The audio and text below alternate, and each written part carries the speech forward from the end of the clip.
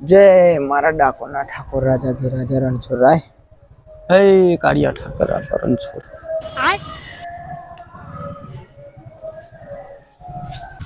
अल्ला काका काका हाँ बोलना भतीजा। अल्ला आज गाड़ा में बैठा हाँ ये क्या है भगवान? ये भगवान नहीं बेटा, ता ये भगत है। एवं हाँ कि जेना कारण डाकोर नी अंदर जे भगवान है ना ये आया था। कारण के आ भगवान पहला द्वारका रहता था અને આ જે ભગત है ना ये એમનું નામ ભક્ત બોડાણા કે જેમને હાથમાં તુલસી વાઈ અને દર મહિનાની પૂનમમાં એવા દ્વારકા જતા અને દ્વારકા જતા અને ત્યાંથી ભગવાનનું દર્શન કરી અને ફરી પાછા આવતા। ફરી પાછી પૂનમ આવે એટલે હાથમાં તુલસી વાઈ અને છેક દ્વારકા જતા।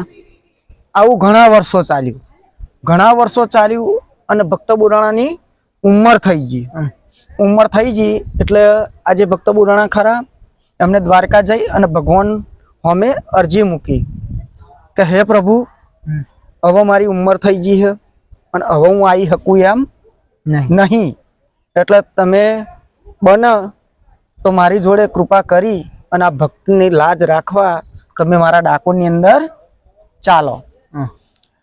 એટલે પછી ભગવાને કહ્યું કે હું આવું બરાબર। પછી ભક્ત બોરાણા ઉપર ભગવાન પ્રસન્ન થયા અને કહ્યું કે હળો હવે હું આવું। એટલે ભગવાન અહીં ભક્ત બોરાણા કે તમે ફરી પુણ્યમાં આવો એટલે મારી હારું ગમે એ વાહન લઈને આવજો। એટલે પછી ભક્ત બોરાણા પાછા આવીને ફરીને પુણ્યમાં જતા હતા। એટલે ભગવાન ગયડા એવા બે બળદ અને ગાડું લીધું અને ગયા પછી દ્વારકા જઈ અને બે હાથ જોડી અને પ્રભુને પ્રાર્થના કરીને કહ્યું કે હે ભગવાન હું આવી ગયો હું અને તમારા ભક્તની લાજ રાખવા હવે અમારા ભાગલા તૂટલા ગાળાની અંદર ડાકોરની અંદર હેડો। એટલે પછી થોડો સમય ભગવાન ગાળાની અંદર બેઠા ને ભક્ત બોરાણા ગાડું હાંકતા હતા। એટલે ધીમું હેડ અને જો કદાચ આવે તો તહીના બ્રાહ્મણ જાણી જાય એટલે ભગવાનને પાછા લઈ જાય। એટલે પછી ભગવાન આજે ભક્ત બોરાણાની અંદર નિંદ્રા મૂકી એટલે પછી ભક્ત બોરાણાએ કહ્યું કે પ્રભુ હવે મને આવી છે ઊંઘ। એટલે ભક્ત બોરાણા ગાડાની અંદર કે તમે થોડો આરામ કરો તો સુધી ગાડું હું લઈ લઉં। પછી રાતોરાત આ જ ગાડાની અંદર ભગવાન ડાકોરની અંદર આવ્યા અને જે આ શ્રી રણછોડરાયજીનું મંદિર હ ત્યાં એમના બેસણા કર્યા, એમની સ્થાપના કરી અને પછી અત્યારે જે આપણે ડાકોર હતું એ સમય પહેલાં આ ડાકોર નહોતું અને ડંખપુર તરીકે ઓળખવામાં આવતું।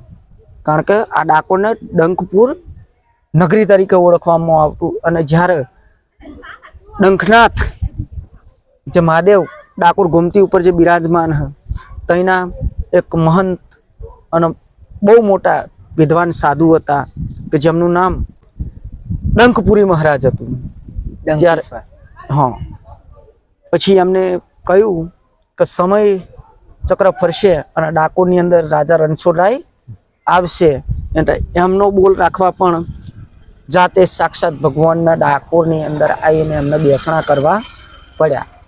આ છે ભક્ત બોરાણાની કથા બરોબર।